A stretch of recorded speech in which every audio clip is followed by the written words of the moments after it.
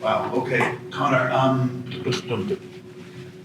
without being in any way negative about your career, when you look back on your career in Ireland, do you think you'd probably say you just missed out on the golden era for Munster, but got the golden era with Ireland? Yeah, in a nutshell, yeah. Like I explained with Ireland, so grateful to come in at that time, and came in 2011 as a bolter for the World Cup, and it's been kind of, I came in off the pitch, you obviously announced it, so my phone, a few messages, and one of my good mates said, you lived the dream, and I really have, and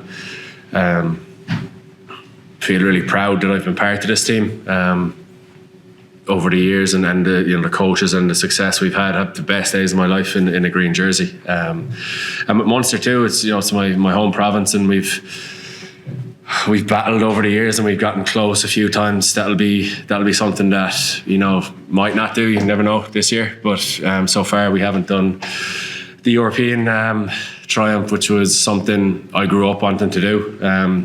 But I know I gave it everything. I gave it everything for Munster, and I will when I go back for the remainder of the season.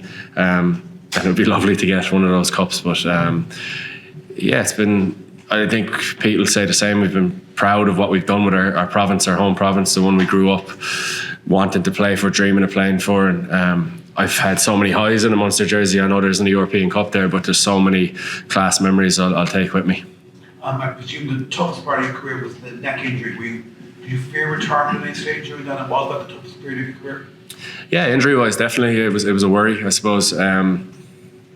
Meeting the surgeon a couple of times, and he gives it to you straight, and what could happen, and in terms of surgeries and retirement and not being the same again. And I think most players will go through something like that in their career. It's just the nature of the sport, and to kick on from that or get through that kind of storm, and that was 2017, and we're still here playing. So super proud of the resilience and sticking in there, and coaches backing you to get back to your best, and a lot of good times since then as well. Did you have to work harder or work smarter, or a bit of both? Both, yeah.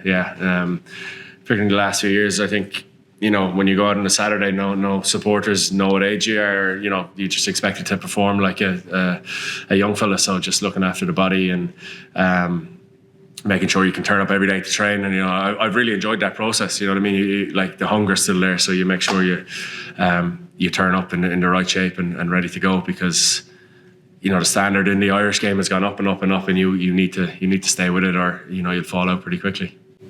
Thanks, Shane. Then Murray. Hi, Conor. Congratulations.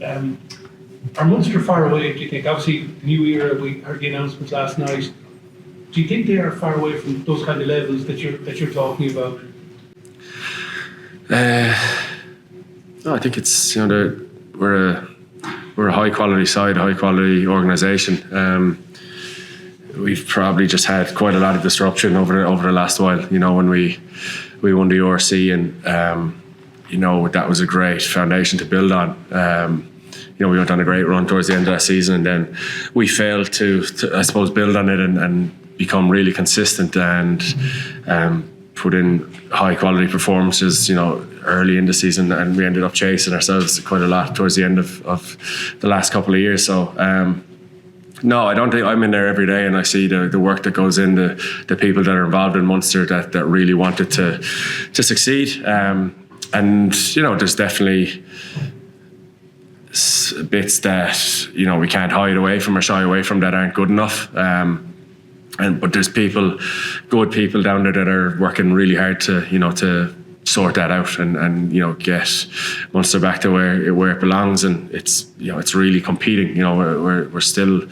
We've gone through lots of stuff, but we're still of a mindset that we need to be in knockout stages and playing in those big games. Especially for our supporters, we feel they deserve it more than most. When we're struggling, they're still travelling and spending their money. So there's a hell of a lot of goodwill down there. But there's a way to go. Definitely, we're not there yet. Murray. Congrats, Conor. You've obviously had different head coaches with Ireland, and the game tends to change a bit. Do you think you as a player have had to change for different eras, different sections? Yeah, definitely. I think when I look back on it and you have time to reflect, the demands put on you are always different when a new coach comes in, or the game changes, as you know, like with rules and the way the game is played. It changes an awful lot, so you can't just, you know, rely on what you know. It's constantly evolving. It's so challenging in here as well. You're constantly pushed to think outside the box, and players need to think for themselves as well about how we do play the game. And, you know, with Andy and Simon and Paulie and Foggs and everyone there, the way they see the game, they put an awful lot of emphasis on the players to drive it. So you have to, you're not spoon fed. You have to literally bring your ideas to the table, and, you know, we all work together. And over the years, definitely, you constantly try and evolve and get stronger at certain things, or, you know, see the game a little bit differently. So it's constantly on your toes for the last how many years. Yeah. Just jumping back to what you were talking about, Jerry, like your mates actually saying you live the dream, and the highs are undoubtedly, I'd say, higher than many years, but the injuries, say, remember Jones, you had social media abuse, like, is that ability to ride the lows and come out of them something you take a lot of pride in? Yeah, I'd say exactly that, yeah.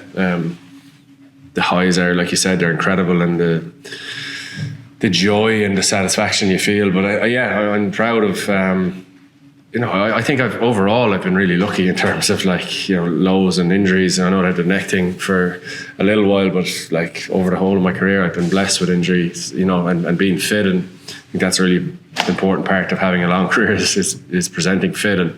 And those tough times, every sportsman gets it. The longer you're around as well, you're guaranteed to get it. So it's just about riding them out and coming out the other side stronger. Hopefully think I'm a stronger person because of it, and well able to take whatever comes my way. They're really satisfying coming back, and, you know, maybe putting in a really strong performance when people have written you off. And, like I say, that I've been really lucky. Like, yeah, everyone gets it, and it's great when you come through, or you show people what you're made of. But overall, I think I have lived the dream. Yeah. Derek and then Sinead. If you just sort of race through what was gone, if you could talk to not your teenage self, but your very, very young self, in the space of late July, August, September, you shot from holding tackle bags at Ireland to being first choice at a World Cup. Could you just give one paragraph and tell us about what was racing through your mind? Must be racing at that point. To be honest with you, I was 22. And I was only chatting to somebody the other day, like, called into the training squad just to, remember Decky saying to me, you know, come in and it'll be a great experience for you, you know, down the line, you know, you might be back involved. So I was just taking it all in, all these new experiences. I was literally talking about the other, I wasn't thinking about the bigger picture. I was just enjoying every new, like, driving into Carton House and seeing Brian O'Driscoll and Rob Kearney as your teammates you'd be training with. I was just, like, blown away by it. Like, it was very daunting coming in, and that's the dream part, like the nervousness of coming in, and then eventually they're your teammates, they're your friends, and you're going out in Lansdowne Road, Aviva, and playing with them down the line. So that snapshot, what you're talking about, it's just a bit of a blur. It was just all these crazy new experiences, and then heading to a World Cup, and coming home from the World Cup was just like, it was a new world, really. You know, people were recognising you, and it was just all very real then. But at the time, I was just, this is crazy. Just enjoy it. I didn't really understand what was happening. Would you recognise that young man if he walked past you on the street? Was it a completely different person, or do you still? Yeah, bits of them. Yeah. I think being involved in this environment, you grow as a person as well as a player. So hopefully, I've done that. Sinead. Congratulations, Conor. Is there someone who's been a particularly big influence for you? My granddad, when I first started playing, he played at Munster, Conor Roach, and he's the rugby connection in my family and my mom's side, and they're a really sporty family. And he was still alive when I got my first cap, and being able to go to his house in Corbally in Limerick and show him my first cap. He didn't manage to get one, so you know, Gary owned ties as well, and, you know, there was always something in my head to make him proud, and hopefully I've done that. Yeah, he would be always in the back of your mind. And the coming week now, is that going to be just extra emotional? What's that going to be like for you in the final home game for Ireland? It will be, yeah, it definitely will be. And, it will be emotional, but my overriding feeling is happiness and gratitude, and I'm not just throwing those words out there. Like I've played for Ireland a good few times and been very lucky. Yeah, when the anthems are on and things like that, you'll get a bit emotional, but it would be different if it was a dead rubber, or this is France at home and we're in a good position, and it's going to be a hell of a test match, and getting too emotional, you're just getting your own way. I think it'll be too much. So try to get the emotion out of it this week and take the weekend off and come in and genuinely just fully focus on France. We can worry about next week after that. Last couple of questions, but I'd ask just a question each, please, because we're conscious of time. I think it was Brendan, Michael, Gavin, and then Rory. Conor, congratulations. Between yourself and the two lads up here, it's 300 and something caps. That's all you've taken out of that dressing room. Johnny leaving not so long ago. There's still a good core of 30 somethings there, but are you confident that during the week, leadership and all the rest of it, that there's not a vacuum there when you guys step out of the dressing room? No way. You'd be surprised when you go into our dressing room, like where the leaders are, in terms of, like, they're obviously with a lot of caps, there's leadership, but there's so many leaders there with 20, 30 caps that are driving this team. Genuinely. So I don't think there'll be, there's obviously going to be a vacuum of some sorts, but the group that are driving this team now, they're young lads and the older lads, the more experienced lads, but it's coming from the lads that are fairly new to this environment too. And that's why when I speak about Faz and the lads putting pressure on players to see the game and drive the way we play, it works across the board, whether you're just in the door or you're here a long time. That's why I said at the start, looking on now next season, like, I'll be jealous because I know they're going to keep on driving the standards and being successful. So no, there's plenty of lads in there that are going to be leading this team for a long time. Thanks. Michael? Hi, Conor. Congratulations. Just when you talk about the match against France next week, and you've seen in the Principality the effect the crowd had. This is going to be a 2:15 kick-off. Aviva has been guilty in the past of fans going missing. Do you have an appeal or a message for the fans, just so that in a game like this where you may need them, that they don't just all go off to the I don't think there's any message needed for the fans for this one. This is just such a big game. I think everyone knows what's riding on this game. I don't think the kick-off time has any bearing on the atmosphere. When you jog out for the warm-up, or towards the end of the warm-up, what the vibe will be like, and it's I don't think there's any message needed. Genuinely, like, you tell me, this game is as big as it gets. So I think that's part of the connection with the fans over the years. They know their rugby well. They know how much is on the line. I think it'll be hopping.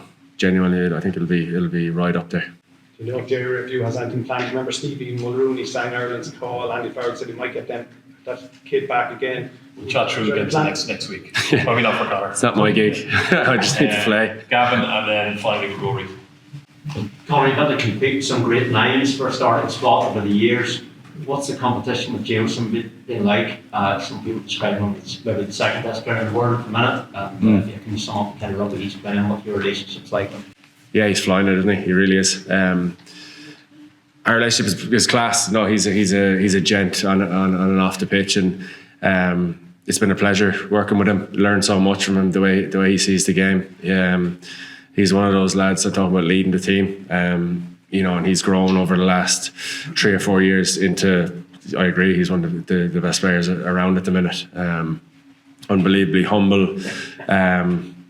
The chats we have as nines together, he's really open and in terms of sharing his thoughts. Get on really well with him. Have massive respect for him.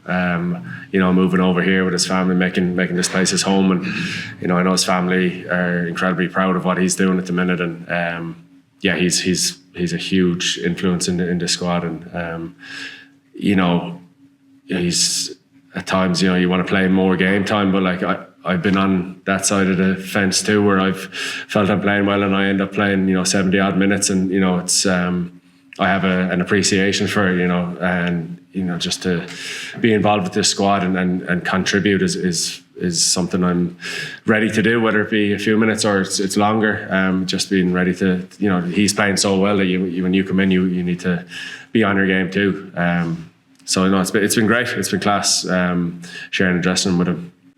Thanks. Last question, Gordon. You were yourself and Aaron Smith for a long time, but do you think next Saturday we're looking at the two best scrum halves in the world, and what sets them apart, I guess, as players? Yeah, I think so. I think you're right. Yeah, the two, Jamon and DuPont there, are flying it at the minute, and yeah, it'll be a shootout between the two of them. There's, that'll probably be the focus in media and things like that.